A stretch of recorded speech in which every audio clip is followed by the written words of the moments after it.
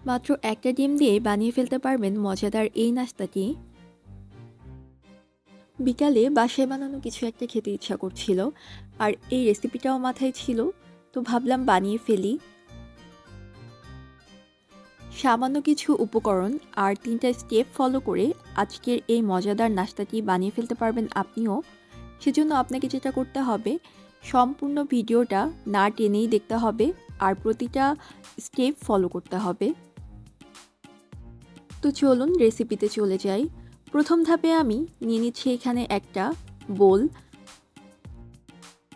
আমি এখানে কাঁচের একটা বোল নিয়ে নিয়েছি আর নিয়ে দিচ্ছি একটা ডিম। আমি এখানে রুম টেম্পারেচারে থাকা একটা ডিম নিয়ে নিয়েছি।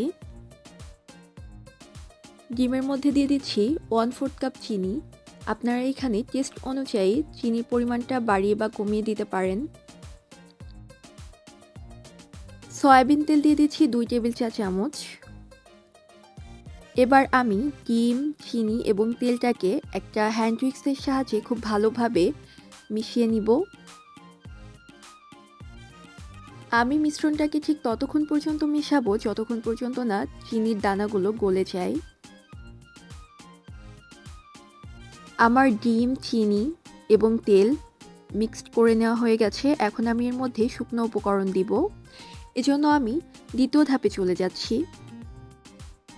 এখানে আমি শুকনো উপকরণের মধ্যে নিয়েছি ময়দা 1 কাপ পরিমাণ, গুঁড়া দুধ 2 টেবিল চামচ, বেকিং সোডা 1/2 চা চামচ। এখন আমি এই শুকনো উপকরণগুলোকে ডিমের মিশ্রণের সাথে খুব ভালোভাবে মিশিয়ে নিব। আর মেশানোর কাজের জন্য আমি এখানে স্প্যাচুলা নিয়ে নিয়েছি। প্রথমে আমি স্প্যাচুলা দিয়ে খুব ভালোভাবে মিশিয়ে নিব। এখন আমি স্প্যাচুলাটিকে সরিয়ে হাত দিয়ে খুব ভালোভাবে মথে নিব। আমি আমার হাতটাকে ক্লিন করে নিয়েছি। এখন আমি মিশ্রণটাকে একটু হাত দিয়ে মথে নরম একটা ডো করে নিব। এখন এই ডোটাকে আমি রুটির মতো করে বেলে নিব। দেখুন আমি রুটিটাকে কতটা চওড়া করে বেলে নিয়েছি। এখন আমি এটাকে কেটে নিব। আপনারা আপনাদের পছন্দ মতো শেপ দিয়ে এটাকে কেটে নিতে পারবেন। আমি পিঠাগুলোকে ঠিক এইভাবে কেটে নিয়েছি। এখন আমি তৃতীয় এবং সর্বশেষ স্টেপে চলে যাব। চুলায় একটা প্যান দিয়ে দিলাম আর এটা একটু গরম হলে এর মধ্যে আমি তেল দিয়ে দিব পিঠাগুলোকে ভেজে নেওয়ার জন্য।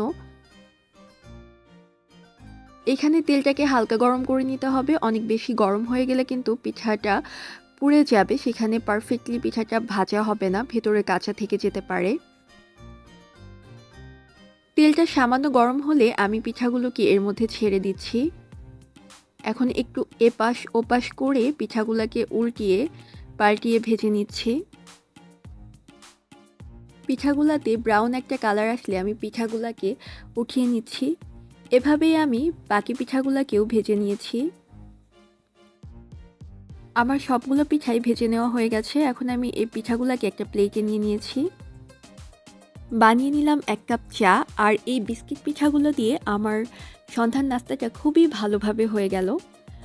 আপনারা চাইলে এই বিস্কিট পিঠাগুলা সন্ধ্যার চায়ের সাথে খেতে পারেন, অথবা বাচ্চাদেরকে এগুলো দিলে বাচ্চারা এমনিতেই খেতে অনেক বেশি পছন্দ করে, অনেক মজা করে খায়।